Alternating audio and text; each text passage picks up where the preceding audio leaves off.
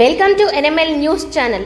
చేనేత వస్త్రధారణతో ఆరోగ్యం పెంపొందించవచ్చునని, అదే సమయంలో చేనేత కార్మికులకు అండగా ఉంటూ ప్రోత్సహించవచ్చునని స్థానిక శ్రీకాకుళం శాసనసభ్యులు గొండు శంకర్ సూచించారు.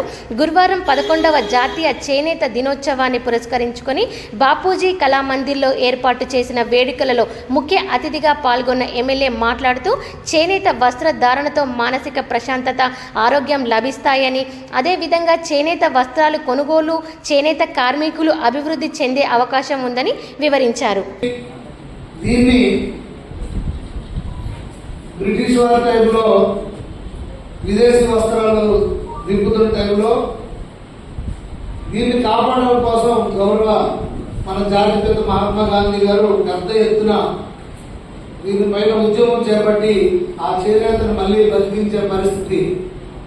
దాని తర్వాత ప్రగడ కోటయ్య గారు ఈ చేనేత కార్మికులకు సంబంధించి ప్రత్యేకించి యాక్టులు కానీ, అలాగే వాళ్ళకి సబ్సిడీస్ కానీ అన్ని విషయాల్లో ఈ చేనేత వర్గాన్ని ఆదుకోవడంలో ఆయన చాలా వరకు కృషి చేసిన తరుణంలో మన రాష్ట్రానికి మళ్ళీ చేనేత ఉమ్మడి రాష్ట్రంలో అత్యధికంగా ఉన్నటువంటి చేనేత కళాకారులు కానీ, కార్మికులు ఉన్నటువంటి ఉమ్మడి ఆంధ్రప్రదేశ్ లో ఈ రంగాన్ని మళ్ళీ ఆదుకోవాలనే పెద్ద ఉద్దేశంతో ఏ రోజైతే ఆ రోజు అన్న నందమూరి తారక రామారావు గారు కూడు గుడ్డ నీడ నినాదంతో పార్టీ పెట్టి ఆనాడు ప్రతి ఒక్కరికి కూడు ₹2 కిలో రైస్ ఇస్తూ, గూడు అని పక్కా ఇల్లు పాలనేసి ఇస్తూ, గుడ్డ అని జనతా వస్త్రాలు ఇవ్వడం జరిగింది, చీరా దోతి. అదే ఆ టైంలో ఆయనేదో ఇల్లు నుండే పోకుండా చేనేత నుండే ఆ వస్త్రాలు ఇచ్చి ఈరోజు ఆ పెద్ద ఎత్తున ఆ రోజు కూడా ఒక ఊపుని ఇవ్వడం జరిగింది చేనేత కార్మికులు. తదనంతర కాలంలో తెలుగుదేశం ప్రభుత్వంలో చాలా సబ్సిడీలు కానీ చేనేత కార్మికులను ఆదుకునే దిశగా ముందుకెళ్తూ 14-19లో పెద్ద ఎత్తున ఎంత గతంలో చెప్పినట్టు అది ఒక స్వర్ణయం.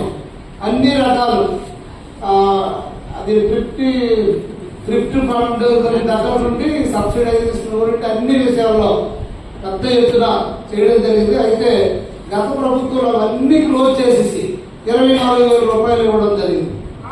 దానివల్ల చాలా వరకు వ్యాపార రంగం కుంటుపడింది. తర్వాత మళ్ళీ దాన్ని దృష్టిలో పెట్టుకొని ఇప్పుడు గౌరవ ముఖ్యమంత్రి వర్యులు, అలాగే ఈ జౌళి శాఖ మంత్రివర్యులు సవితమ్మ, అలాగే ఇతర కూటమి ప్రభుత్వం పవన్ కళ్యాణ్ అంతా కలిసి నిర్ణయం ఒక డెసిషన్ మళ్ళీ వచ్చి మళ్ళీ నేతన్నలందరూ కూడా ₹25,000 మళ్ళీ అది పథకాన్ని కంటిన్యూ చేస్తూ ₹1,000 కలిపి ఆ పథకాన్ని కంటిన్యూ చేస్తూ వారికి ఏదైతే గతంలో ఉన్న 100 యూనిట్లు కాకుండా లాస్ట్ 5 years అది ఇంప్లిమెంట్ సరిగా అవ్వనప్పుడు మళ్ళీ దాని 200 యూనిట్లని ఫ్రీగా ఈ నేతన్నలకి ఇవ్వడం కోసం, అలాగే మళ్ళీ గత ప్రభుత్వం 14-19 సంవత్సరంలో అప్పటి తెలుగుదేశం ప్రభుత్వం ఇచ్చినటువంటి అన్ని పథకాలను మళ్ళీ పునరుద్ధరణ చేయడం కోసం